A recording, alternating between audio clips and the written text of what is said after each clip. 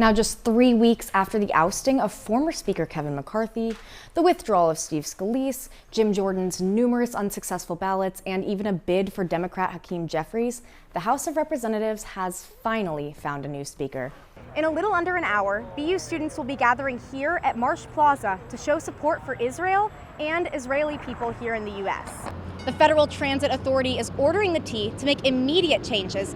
Thousands of people came out this year for the St. Patrick's Day Parade.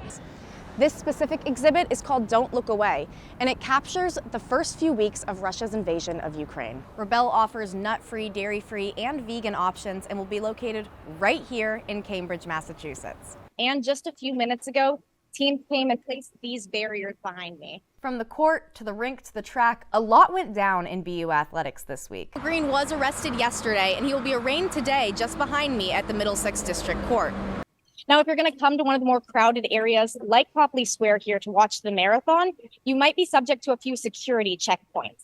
Boston's aiming to make it as easy as possible for bikers during the Orange Line shutdown. For example, these blue bikes will be free of charge for the next 30 days. So I came to BU's Fit Rec to run 400 meters on a standard indoor track.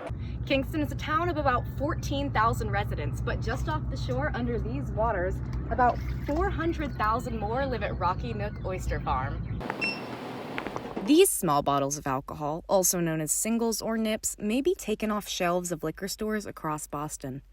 Owner of Huntington Wine and Spirits, Stephen Rubin, says that they're a popular item. A lot of places don't carry them, so tourism, they're big for tourism. That's why our selection is the way it is. The miniature bottle, the 50 mLs, was created for tastings.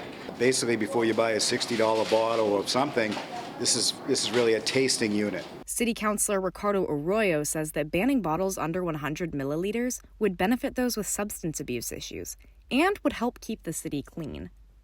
The problem with nips or singles is that essentially their primary use is concealment. Most people aren't trying to carry these around to properly dispose of them or bring them back, and that is why they're all over the place in parks, on the sides of streets. He says that in his neighborhood, a group picked up 10,000 miniature bottles in just 2 months.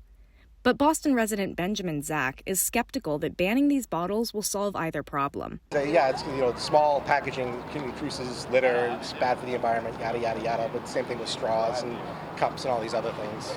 And as far as the argument about it, preventing people from having concealed alcohol, it really doesn't. Stephen Rubin thinks that there are better solutions than a ban. The key to the answer and the solution to this is recycling. If there's a nickel deposit on a miniature, do you realize how many people outside are going to pick up, instead of cans, they're going to pick up nip bottles? A representative from the Massachusetts Package Stores Association said that banning nips could also lead to a black market for mini liquor bottles. He compared it to an underground trade of flavored e-cigarettes. The Boston Licensing Board has already stopped allowing new liquor stores to sell these bottles. City Councilor Arroyo is holding a hearing at the end of April with officials from Newton and Chelsea to keep nips like these off streets and shelves. For BNN, I'm Alex Dowd. This year's Head of the Charles Regatta featured 11,000 rowers from nearly 30 different countries. The director of racing for the regatta says that he's seeing more diversity in the competition each year. Nyla LaFontant rows for Dominican University. When she started rowing 2 years ago, she felt like she didn't belong. So at times, I did feel out of place. It was very rare for me to see another black girl in rowing. More than 80% of rowers registered with U.S. Rowing are white. Community Engagement Officer Jenny Trays says that the rowing community is changing. I go to the Head of the Charles and I see that there are more people of color. There are more people with disabilities. Organizers say that this year was the first time where the Head of the Charles had a crew made up of entirely Latina rowers. Social pay! There were also crews of only black men, as well as one made up of openly trans and non-binary rowers. My first regatta ever, so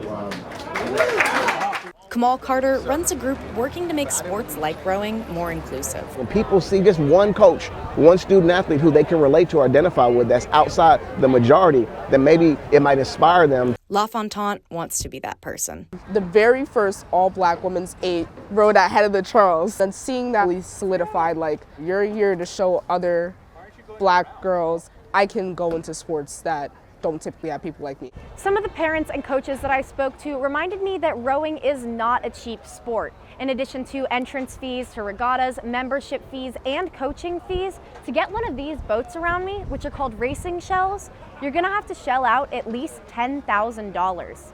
For BNN, I'm Alex Dowd.